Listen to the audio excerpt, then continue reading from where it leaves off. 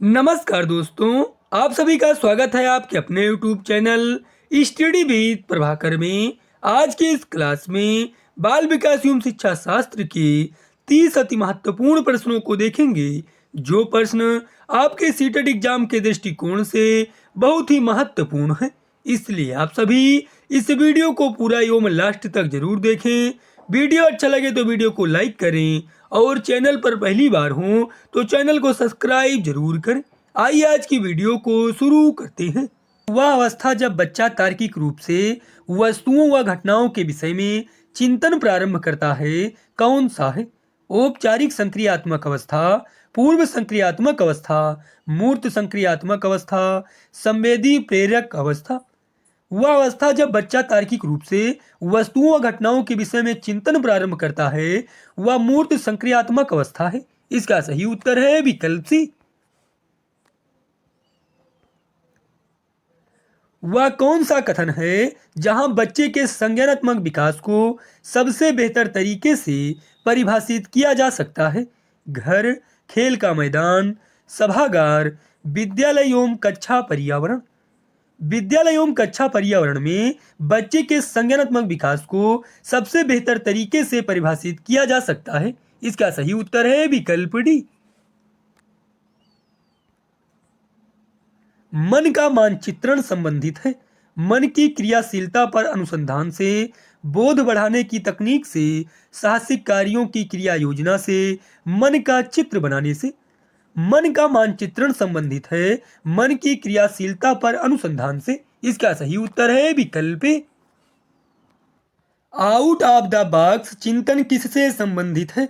स्मृति आधारित चिंतन, अनुकूलन चिंतन, अभिसारी चिंतन, अपसारी चिंतन।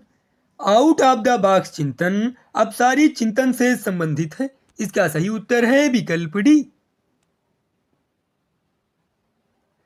बच्चों को शाब्दिक या गैर शाब्दिक दंड देने का परिणाम होता है उनके स्वयं के प्रति अवधारणा को नष्ट करना, बच्चों की छवि की सुरक्षा करना, उनके अंकों में सुधार करना, उन्हें कार्य करने के लिए प्रेरित करना। बच्चों को शाब्दिक या गैर शाब्दिक दंड देने का परिणाम होता है उनके स्वयं के प्रति अवधारणा को नष्ट करना। इसका सही उत्तर है विकल्प ए। शिक्षक का बर्ताव होना चाहिए प्रशासनात्मक, निदेशात्मक, शिक्षाप्रद, आदर्शवादी। शिक्षक का बर्ताव आदर्शवादी होना चाहिए। इसका सही उत्तर है विकल्प डी। मानव विकास किन दोनों के योगदान का परिणाम है? अभिभावक एवं अध्यापक का, वंशानुक्रम एवं वातावरण का, सामाजिक एवं सांस्कृतिक कारकों का, उपरोक्त में से कोई नहीं। मानव विकास वंशानुक्रम एवं वातावरण दोनों के योगदान का परिणाम है। इसका सही उत्तर है विकल्प बी।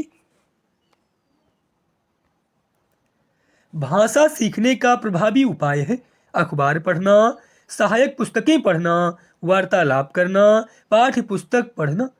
भाषा सीखने का प्रभावी उपाय है वार्तालाप करना। इसका सही उत्तर है विकल्प सी। छात्रों को प्रभावित करने का सरल उपाय है अपने आचरण को आदर्श रखकर, उनको भयभीत करके, अपनी विद्वता का प्रदर्शन करके, प्रधानाचार्य का सहयोग लेकर। छात्रों को प्रभावित करने का सरल उपाय है अपने आचरण को आदर्श रखकर। इसका सही उत्तर है विकल्प ए। संतुलित शिक्षा का क्या उद्देश्य है?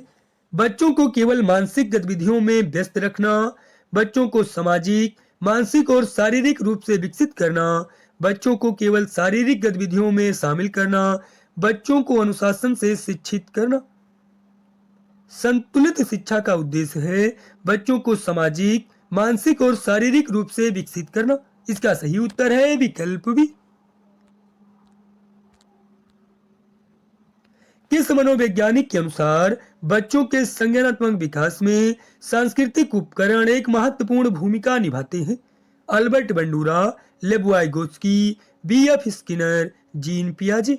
इसका सही उत्तर है विकल्प बी, लेबुआइगोस्की। अध्यापकों को कक्षा में बहुभाषिता को समझना चाहिए। एक समस्या, एक साधन, एक रुकावट, एक व्यवस्थागत मुद्दा।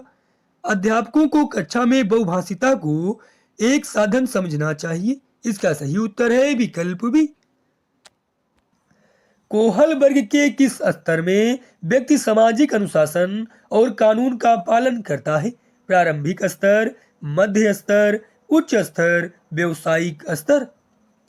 कोहल वर्ग के मध्य स्तर में व्यक्ति सामाजिक अनुशासन और कानून का पालन करता है। इसका सही उत्तर है विकल्प बी। कोहल वर्ग के प्रारंभिक स्तर के नैतिक निर्णय किस पर आधारित होते हैं? दूसरों की भलाई, कानून और आदेश, व्यक्तिगत सिद्धांत, व्यक्तिगत लाभ। कोहल वर्ग के प्रारंभिक स्तर के नैतिक निर्णय व्यक्तिगत लाभ पर आधारित होते हैं। इसका सही उत्तर है विकल्प डी। निम्नलिखित में से कौन सी लॉरेंस कोहल वर्ग के द्वारा प्रस्तावित नैतिक विकास की एक अवस्था है? प्रसुप्ति अवस्था, सामाजिक अनुबंधन अभिविन्यास, मूर्त संक्रियात्मक अवस्था, उद्योग बनाम अधीनता अवस्था।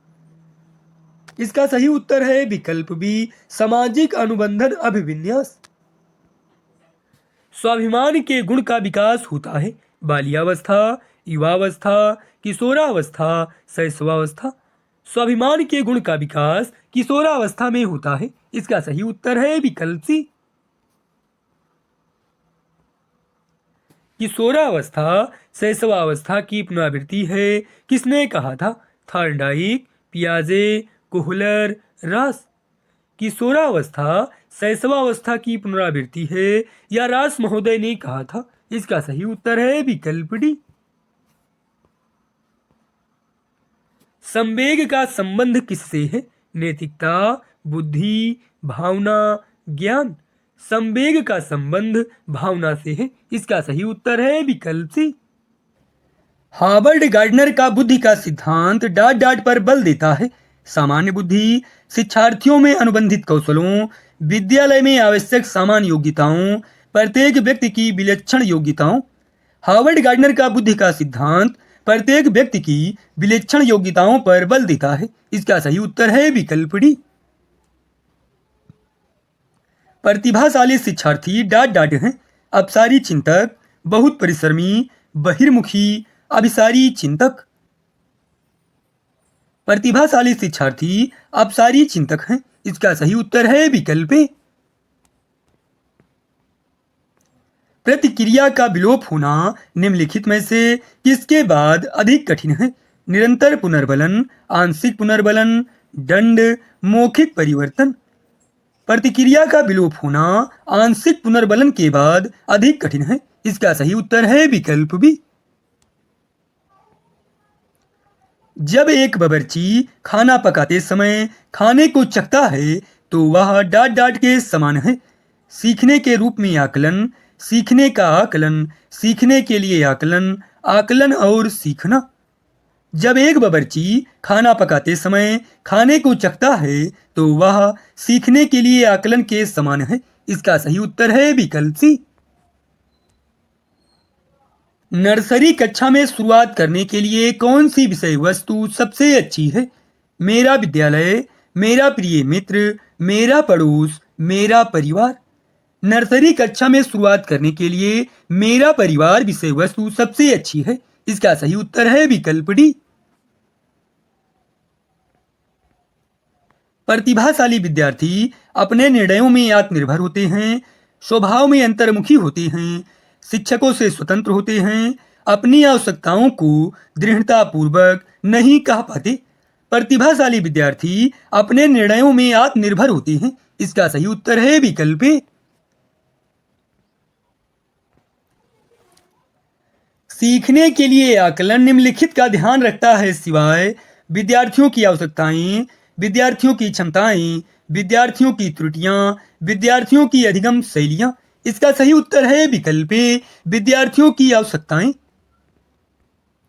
निम्नलिखित में से कौन सा सूक्ष्म गति कौशल का उदाहरण है? दौड़ना, लिखना, चढ़ना, फुदकना। सूक्ष्म गति कौशल का उदाहरण है लिखना। इसका सही उत्तर है विकल्प बी।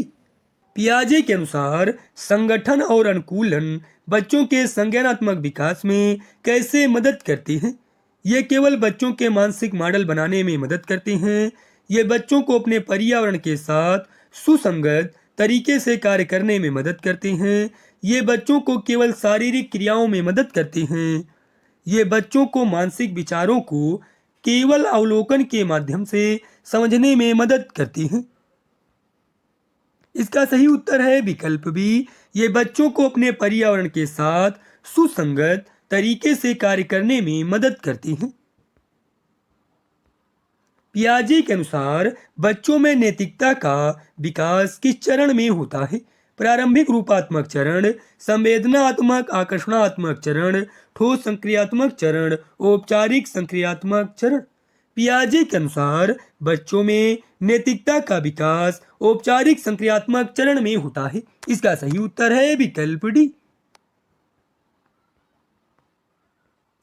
पियाजे के सिद्धांत के अनुसार संज्ञानात्मक विकास की प्रक्रिया किसका परिणाम है? अनुभव और वातावरण के निरंतर परिवर्तन, केवल वंशानुगत गुण, बच्चों के मानसिक विचारों की स्थिरता, बाहरी दबावों से उत्पन्न असंतुलन। पियाजे के सिद्धांत के अनुसार संज्ञानात्मक विकास की प्रक्रिया अनुभव और वातावरण के निरंतर परिवर्तन का परिणाम है। इसका सही उत्तर है विकल्प ए। पियाजे के अनुसार बुद्धिमत्ता का रूपांतरण किस आयु वर्ग में अधिक होता है? 0 से 2 वर्ष, 2 से 7 वर्ष, 7 से 11 वर्ष, 11 वर्ष और उससे ऊपर। इसका सही उत्तर है विकल्प सी।